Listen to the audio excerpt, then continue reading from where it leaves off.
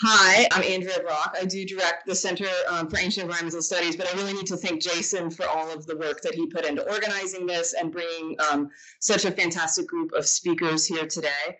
I'm really looking forward to learning a lot today since, Greek language, Greek literature is very far from my purview, and I think a lot of our speakers here will be touching on that, but I think based on my experience over the last 3 years with the Center for Ancient Environmental Studies, the greatest strength of what we've managed to do is the fact that we've balanced literature, history, and archaeology.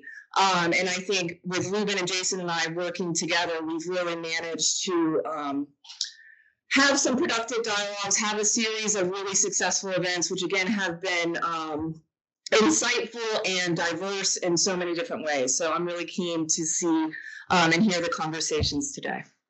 I'll start by introducing our first speaker. So Emma Bentley has just begun her PhD at Durham University, and we're really keen to welcome her today.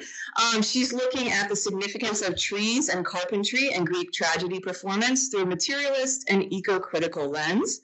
Prior to this, she received an MST in Greek literature from the University of Oxford. And today we'll be hearing her speak about Dionysus, Dendritês, wood and carpentry, and Greek tragedy. So welcome, Emma. First of all, thank you to everyone organising, it's really great. So trees and carpentry were paramount for constructing the Athenian theatre of Dionysus, but also feature as a rich source for imagery and metaphor. Dionysus was not just the god of theatre, but was closely associated with trees and foliage. Quoting Pindar, Plutarch reminds us that he oversaw the whole of humid or moist nature. Nearly all Greeks, he says, sacrificed to Dionysus Dendritês, the tree god. This association began prior to the 5th century. Pausanias recorded more than 100 wooden statues in temples across Greece dating to before 500 BCE, including a wooden image brought from Euboea in the temple of Dionysus in Argos. Furthermore, he notes 2 images of Dionysus in Corinth. These images, covered with gold and red paint, were supposedly carved from the tree that puts Pentheus atop, that Dionysus puts Pentheus atop in a narrative dramatized by Euripides, suggesting a possible connection between tragedy, trees, and cult. A Pythian princess then commanded the Corinthians to worship these images equally with the god. Beyond the theatre, it is difficult to overstate the significance of timber in 5th century Athens, and indeed very comparable economies. In his 1982 book, Trees and Timber in the Ancient Mediterranean World, Russell estimated that, following the defeat of the Persian forces, the need for timber in Athens increased fourfold. He cites the reasons as growing industrial demands, an increased population, the transformation of public building standards, and the development of the navy in accordance with imperial expansion. As the 5th century began, Athens possessed less than 100 ships, yet when Persia invaded, they contributed 200 triremes to the Greek efforts, according to Herodotus, increasing this number to 300 at the outbreak of the Peloponnesian War in 431. Timber was not just a central resource for the economy, but as a matter used for fuel, furniture, weapons, housing, ships, torches, and pyres, it was ubiquitous in the daily life of the average Greek. However, and this is what I want to talk about today, the significance of wood as a matter and carpentry as a craft to Greek tragedy is often overlooked. The only collations of tragic references to carpentry, which is Muller in 1974, and trees, Forster in 1953, offer no substantial poetic analysis. More recently, Mary Stevens' volume on craft in Euripides sidelines carpentry in favour of what she calls the fine arts, such as painting, architecture, and sculpture. The necessity of brevity aside, I believe that her dismissal of the more pragmatic or minor arts, as she calls them, is not satisfactorily justified. The fine arts, she writes, are worthy of all an aesthetic evaluation, and this means foreign enough to the poets to render them suitable for metaphor and allusion. I hope to demonstrate today that the statement does not correspond with the tragedian's poetic engagement with carpentry, or indeed with trees. She does acknowledge that the Greeks considered woodwork an equal artisanal technique to the fine arts, but this does not justify what is arguably an anachronistic bias. So Homer's Tectonodeuron is respected in the same manner as a seer, a doctor, a singer, or a helmsman. In the Iliad, Nestor remarks that a woodcutter who uses metis over force is better. Furthermore, Pindar viewed the act of putting together words or phrases comparable to joiners putting together wooden planks. Aeschylus's Prometheus Bound offers a tragic articulation of the importance of wood and woodcraft. Prometheus recalls the passae techni, all skills, which he taught humankind, enabling his development towards life in the polis. He specifically highlights how humankind needs to live without knowledge of carpentry and instead lives in caves.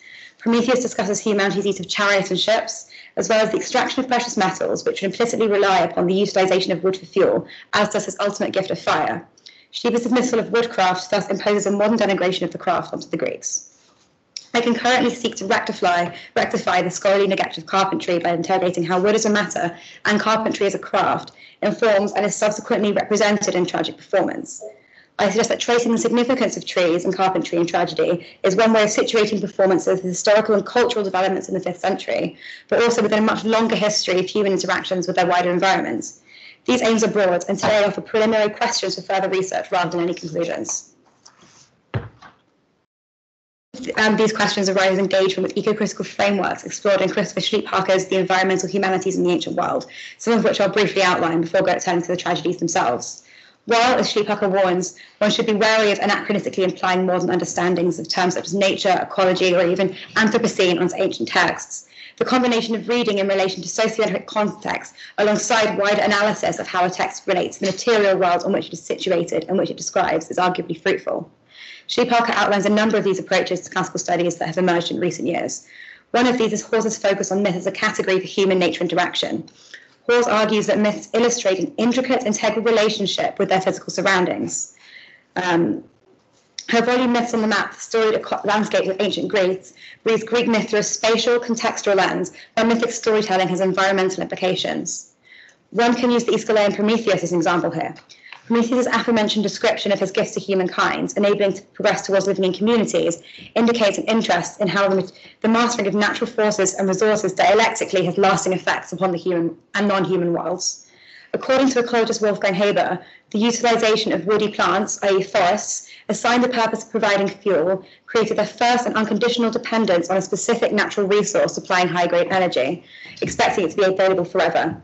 This was our first and irreversible step into an ecological trap, because the demand for such an energy would rise indefinitely. Of course, Aeschylus' Prometheus does not have such ecological foresight, but his interpretation of this myth is indicative of one perception of a relationship between human and the environment, where myth explores these interactions. Schleetparker also turns to Bosak Schroeder's reading of Herodotus and Diodorus Siculus from a perspective that illustrates how Greek authors describe human beings in relation to other species and larger ecosystems, which can determine how they divide the world into natural categories, including species and sex, and how they evaluate relationships between creatures in different categories. This approach has a lot to offer in the study of trees and tragedy. Indeed, the surviving texts are full of images relating to the natural world and to encounters with other species and larger ecosystems. As I will shortly outline, the tragedian's varying descriptions of wood and matter and forest spaces can offer interesting insights on human-environment interactions as well as ontological categories. Schleetparker's own notion of storied ecology is useful here, as he aims to explore how the interrelationship between culture and nature can be traced in material, social, and cultural forms of cultural-nature interaction. The storied ecology emerges in a dialectic with what he calls ecologized history, in engagement with material criticism of Iovino and Opperman, which aims to examine matter both in text and matter as a text. Textual narratives, as well as matter itself, can express and negotiate the history of human engagements and embeddedness in a material elemental environment, with complex feedback effects between human forms of cultural expression and natural forces. While wood and matter, as imagery and metaphor, as well as in the form of the props and wooden aspects of the theatre, should be seen as having their own agency, approaching this matter as a text allows us to view the necessary human labour underpinning such objects as part of its narrative history. This approach also allows us to situate tragic performance in the wider history of engagements with the environment. While the scope of these questions, and indeed tragic material itself, is vast, I will now explore these frameworks in relation to two interrelated aspects of tragic performance: the more material dimensions of stagecraft, props, and staging, and then the poetics and imagery. So, as I've mentioned, timber was central to the construction and mechanism of the theatre of Dionysus. Indeed, tragedy developed alongside increased deforestation and the development of carpentry techniques due to shipbuilding and construction. Epigraphic evidence indicates substantial expenditure on erecting wooden seating in the theatre, and traces of wooden stage structure in Athens have been discovered. The scenery would have been painted onto two wooden flats and may have been incredibly detailed. Two crucial pieces of stage equipment, the ekeklemma, a moving platform which characters or corpses could be rolled up on top of, and the mechane, an overhead crane particularly sent to Euripides' dramaturgy, were wooden. Vase paintings indicate that the stage platform was wooden, as were spectator benches. In an economy based largely on the merchant marine, the analogy between sitting on these wooden seats and sitting on the seats of ships may colour many of the shipping imagery we have in tragic texts. One can only imagine the strength of this feeling in a performance of Aeschylus' Persians, for example. Other questions arise, such as whether or how far viewers would feed the materiality of something as everyday as these wooden benches or other wooden mechanisms into their experiences of wooden woodwork elsewhere in the plays. So Mig suggests that in 10 years following 479, the need for timber for restoration required quantity, not quality, suggesting that the main supplies would have come from Attica and Euboea. Mount Parnes and Mount Cathaeron were sources of fir, pine, and oak, yet perhaps not of sufficient quality for fleets or public buildings. The closer mountain ranges were nearest reserves, but likely could not have supported the total demand. The building programs of the 40s, as well as ship construction, would have required higher quality wood such as cypress. There's no firm evidence of Athens' source of timber for maritime purposes in this period, where the quality of timber was paramount. This doesn't emerge until the last third of the 5th century, where Athens relied upon Macedon. Timber was also a resource derived from the Eastern Black Sea, and while we do not know the trade details between this region and Athens, mercantile considerations may have made timber such a potent images in associated plays such as Euripides' Medea. Tracing the development of tree imagery in relation to trade development may be a fruitful way of analysing these themes.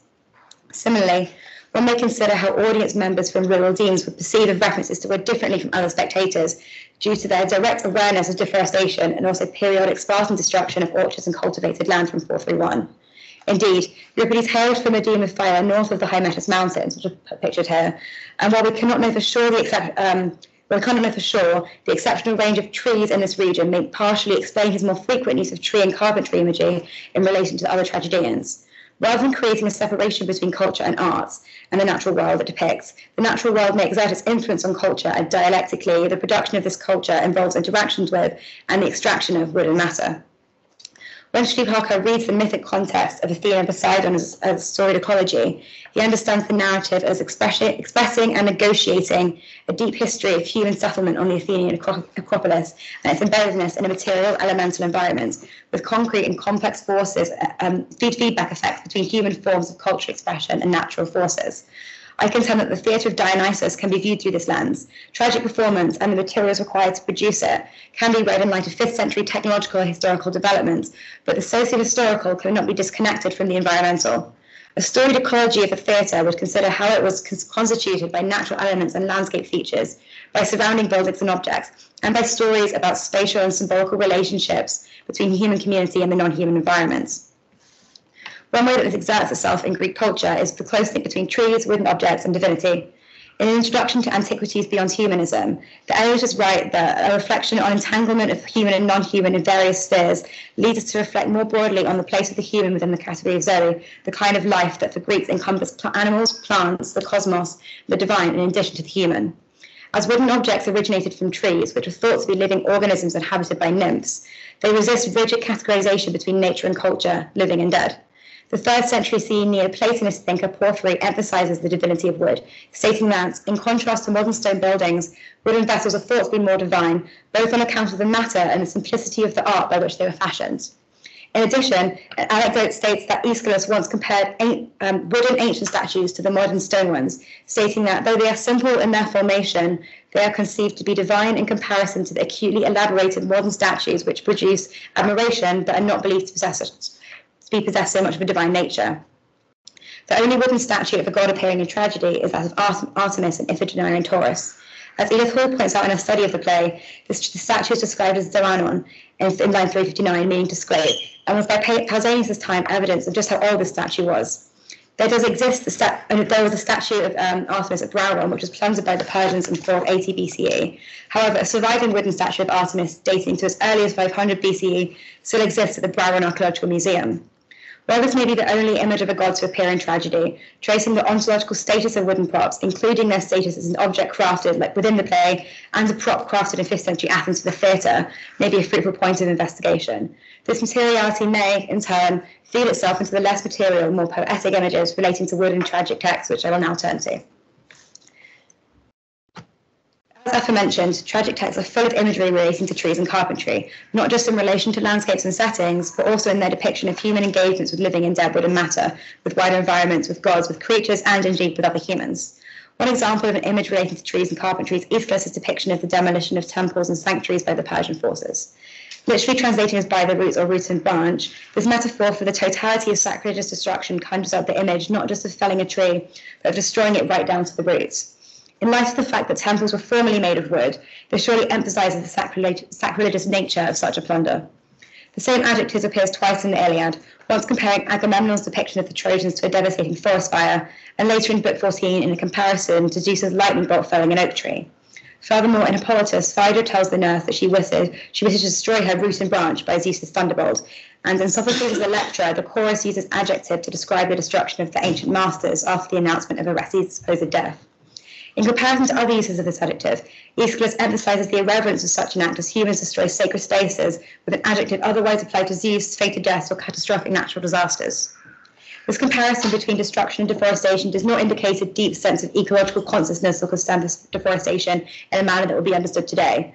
In tragedy, the notion of felling trees is implicit behind frequent images of funeral pyres, ship construction, the use of wooden tools and weapons, and carved objects. However, the blurring of human and of divine, and of interaction between the cultural and the natural through depictions of wooden matter is apparent. I here return to Bozac Schroeder's view that the Greek authors' exploration of how humans relate to other beings and organisms can be indicative of how they divide the world into natural categories, including species and sex, and how they evaluate the relationships between different creatures in these categories. Language relating to the destruction of trees, and more specifically, an interrogation of who is destroying natural matter when it is compared to sacred sites or other humans, is used in a manner indicative of these complex relations. This may prove a useful framework in analysing the complex wooden imagery within places such as Euripides' Bacchae. Trees are closely connected not just with Dionysus, but with religious ritual in general. Drusus is used in sacrificial fire in line 766, as well as for making garlands. The frankincense tree appears in line 144 in relation to religious ceremony. Furthermore, the silver pine appears 11 times, unsurprising due to the play's setting in pine-clad Mount Kithairon. As has been pointed out by scholars such as Taplin, the topography of tragic myth is similar to that of the 5th century, transporting ancient myth into a modern setting. Much of Euripides' audience would have known the mountain firsthand. Dionysus' connection with this wooded setting is hardly surprising. This disguised Dionysus leads Pentheus up to Mount Kithairon, first to the women in a glen surrounded by pines. As Pentheus asks to go higher, Dionysus bends the tree down. Euripides is similarly transformed into a craftsman, creating a barrel-curved wheel which, when it is marked out by a compass, traces a full circle. Then, the leaves of the wooded glen fall silent, just before Minos held pine branches, as well as their theatre at Pentheus. When this falls, they uproot the pine with their bare hands, tear him apart, and scatter him across the rocks in the deep foliage of the woods.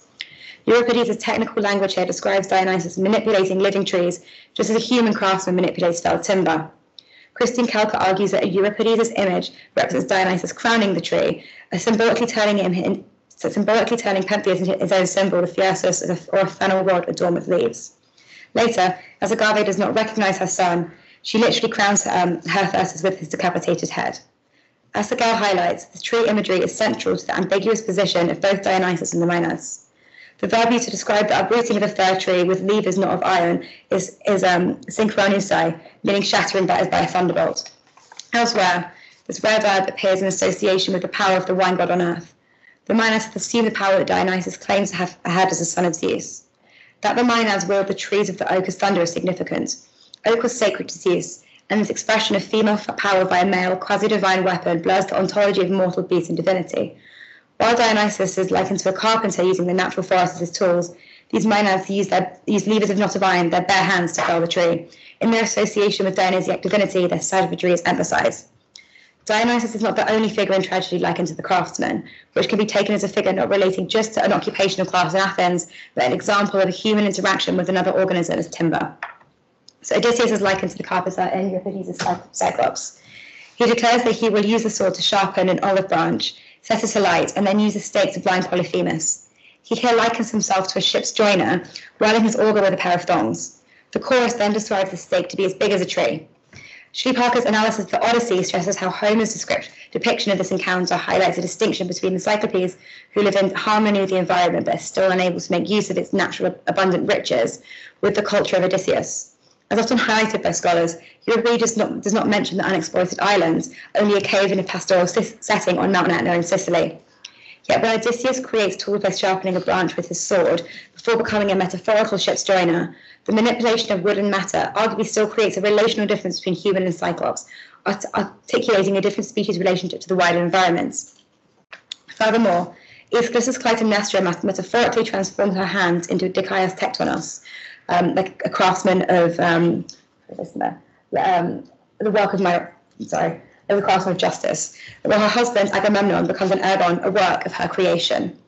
Agamemnon as a work demands visual attention. We can imagine him wheeled out on the wooden echiklemma, while Clytemnestra is masculinized through her association with the craft. Aegisthus is later described as the Dicaios Ripheus, a stitcher. Indeed, where a craftsman fashions an object to completion, Ripheus joins or stitches what is already in existence. Unlike in Homer, Aegisthus does not murder anyone directly. Here, Clytemnestra's use of Dicaios Tektonos over Dicaios Ripheus is significantly more decisive in its creative violence. Similar language is used by Medea, who claims that women are master craftsworkers of evil. Wood as a matter is also closely related to Medea's subsequent murderous activities. She predicts that Jason will die by being struck on the head by a piece of the Argo, recalling the nurse's wish that the pine tree used to create the Argo in its oars were never felled. Furthermore, as the princess is set alight by the poison robe, she leaps up from her wooden throne and her flesh melts from her bones like resin from a pine tree. Then, her father sticks to her dress just as ivy clings to laurel branches. Euripides combines imagery relating to living trees with crafted objects such as the chair, and Medea metaphorically turns her victims into matter to be destroyed. The juxtaposition between natural imagery and the dying princess emphasizes the horror and cruelty of the scene. Just like Clytemnestra, the Medea the craftsman utilizes a masculine activity, carpentry, to destroy and subjugate living matter. While we have many interesting and fruitful studies of gender transgression and expression in relation to crafts such as textile work, here the significance of wood as a matter and carpentry are arguably overlooked. The craftsman is a rich image of gender transgression and perhaps Medea's quasi-divine nature. Interactions with wood and matter emerge as a way of evaluating ecological relationships and ontological categories with the human and natural spheres. Tracing these poetic engagements between humans and wood and matter may offer interesting insights into how the Greeks perceived the natural world, ontological categories, cultural form, and cultural form. Culture and nature are not opposed, but instead we have a co-evolution with multi-layered forms of relationality. The cultural ecosystem, the human, relies upon a natural ecosystem, just as the carpenter relies upon his timber. Trees and carpentry are just one avenue of exploring these interrelationships with tragedy and within the 5th century, but it's a topic that has long been overlooked in the study of tragedy as a whole. Thank you.